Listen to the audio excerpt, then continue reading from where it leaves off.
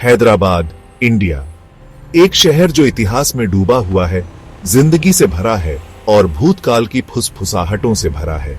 भीड़ भाड़ वाली गलियों के बीच, पुराने शहर के बीचों बीच खड़ी थी मेहक विला, एक बीते युग की वास्तुकला की निशानी। इसकी टूटती हुई दीवारें और ऊंचा आंगन भूले हुए वैभव की कहानियां फुसफुसाते थे, एक भयावह रहस्य को छुपाते हुए जो रूह कंपा देता था। स्थानीय लोग विला के बारे में धीमे स्वर में बात करते थे। उनकी आवाजें डर और चेतावनी से भारी होती थीं। ये एक ऐसी जगह थी जहां जीवित और मृत के बीच का पर्दा पतला था, जहां परछाएं जीवित लोगों के साथ नाचती थीं और फुसफुसाहटें समझदार लोगों को ताना मारती थीं। विला एक लंबे समय से चली आ रही त्रासदी के प्रमाण के रूप में खड़ा था, एक खामोश प्रहरी जो एक भयावह सच्चाई की रक्षा कर रहा था। यह केवल एक घर नहीं था, यह दुह का पात्र था। इसकी हर ईंट और बीम एक तामसिक आत्मा की भयावह स्मृति से सराबोर थी।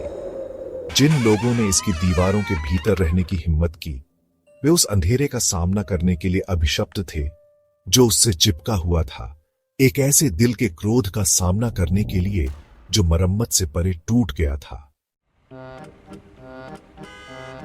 रवि, एक युवा, महत्वाकांक्षा से भरा और सपनों से प्रेरित, आंखों में सितारे और दिल में उम्मीद लिए हैदराबाद आया। उसने एक नई शुरुआत की तलाश की, एक ऐसा कैनवास जिस पर वह अपने भविष्य की उत्कृष्ट कृति को चित्रित कर सके। मेहक विला के आसपास की भयावह कहानियों से अनजान, वह इसके जीर्ण शीर्ण आकर्षण और सस्ते किराए पर मोहित हो गया।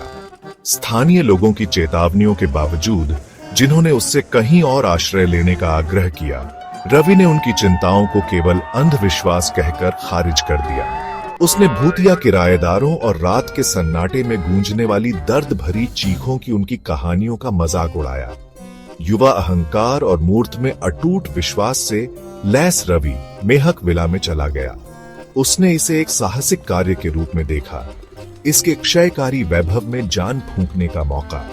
उसे क्या पता था, वह एक ऐसे बुरे सपने में कदम रख रहा था जो उसकी कल्पना से कहीं अधिक भयानक था। उसका आगमन कोई शुरुआत नहीं, बल्कि एक निरंतरता थी, विला के डरावने गीत की एक नई कड़ी। वह अनदेखी और अज्ञात ताकतों द्वारा रची गई खेल में बस नवीनतम मोहरा था। अपने नए घर में पहली रात रवि एक बेचैन करने वाली ठंड से जाग गया, जिसने उसकी हड्डियों में प्रवेश कर लिया था। हवा में चमेली की खुशबू और कुछ और था जिसे वह ठीक से नहीं पहचान सका। एक मीठी सी खुशबू जिससे उसकी रीढ़ में कंपकंपी दौड़ गई। जैसे ही वह एक अनदेखे डर से लकवाग्रस्त पड़ा था, एक कोमल मधुर आवाज जैसे हल्की हवा में विंड चाइम्स दालान से बहती हुई आई। इसने उसका नाम पुकारा, एक फुसफुसाहट जो उसकी इंद्रियों के चारों ओर लिपटी हुई प्रतीत हो रही थी, उसे उसके बिस्तर की गर्मी से बाहर बुला रही थी। उसके डर से ज्यादा उसकी जिज्ञासा ने उसे उठने और उस मोहक आवाज का पीछा करने के लिए मजबूर किया। उसका हर कदम भारी लग रहा था, मानो वह पानी में चल रहा हो। उसके वजन के नीचे फर्श की लकड़ी कराह रही हो। आवाज उसे दालान के अंत में एक कमरे तक ले गई, जिसका दरवाजा थोड़ा खुला था। हवा में नाचते धूल के कणों को हल्की चांदनी रोशन कर रही थी। वहां द्वार में एक महिला खड़ी थी। उसकी पीठ उसकी ओर थी, लेकिन वह उसके लंबे बहते हुए काले बालों को देख सकता था जो उसकी पीठ के नीचे गिर रहे थे। उसकी गर्दन का नाजुक वक्र और सफेद गाउन जो अंधेरे में झिलमिलाता हुआ प्रतीत हो रहा था। रात दर रात रवि खुद को उस कमरे में उस अलौकिक उपस्थिति की ओर खींचता हुआ पाता जो उसका इंतजार कर रही थी। उसे पता चला कि उसका नाम मेहक था और वह अपने नाम की तरह ही खूबसूरत थी। उसकी आवाज दूर की घंटियों की झंकार की तरह उसकी रीढ़ में कंपकंपी भेजती थी और उसका स्पर्श, हालांकि बर्फ जितना ठंडा था, उसके भीतर एक आग जलाता था। उसने खुद को उसके रहस्य के रसातल में गहराई से गिरते हुए पाया। उसका शुरुआती डर एक मोह से बदल गया जो जुनून की सीमा पर था। वह उसके साथ घंटों बातें करता, अपने सपने, अपने डर, अपनी गहरी इच्छाएं साझा करता। उसने धैर्यपूर्वक सुना, उसकी आंखें उसकी उम्र से कहीं आगे की बुद्धि को दर्शाती थीं। या तो उसने सोचा वह उसके प्यार से अंधा था। उसका दिल उन चेतावनी संकेतों को स्वीकार करने से इनकार कर रहा था जो उस पर परछाइयों से चिल्ला रहे थे। उसने यह नोटिस करने में असफल रहा कि उसने कभी खाना नहीं खाया, कभी सोई नहीं, कि उसकी त्वचा हमेशा ठंडी थी। उसका स्पर्श एक ठंडक छोड़ रहा था। उसे एक भूत से प्यार हो गया था, एक प्रेत जो न केवल विला बल्कि उसकी आत्मा को भी सताता था। एक अथक शक्ति से प्रेरित होकर रवि ने महक को प्रपोज किया। उसका दिल एक ऐसे प्यार से उमड़ रहा था जो तर्क और कारण को धता बताता था। उसकी हैरानी के लिए उसने स्वीकार कर लिया। उसकी अलौकिक आवाज रात के सन्नाटे में मुश्किल से फुसफुसा रही थी। उनकी शादी जल्दबाजी में की गई थी, गोपनीयता में डूबी हुई थी। प्यार में अंधे रवि ने उस बेचैनी को खारिज कर दिया जो उसकी खुशी के किनारों पर कुतर रही थी। समारोह विला के भव्य हॉल में हुआ, जो कभी आनंद और उत्सव का स्थान था, अब ठंडा था और एक अप्राकृतिक सन्नाटे से गूंज रहा था।